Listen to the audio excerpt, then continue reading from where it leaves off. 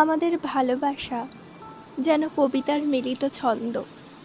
সে আসে জ্যোতির ভিতর দিয়ে, এলোমেলো মনে ছড়িয়ে ছিটিয়ে থাকা কল্পনাকে সাজিয়ে দেয় সে।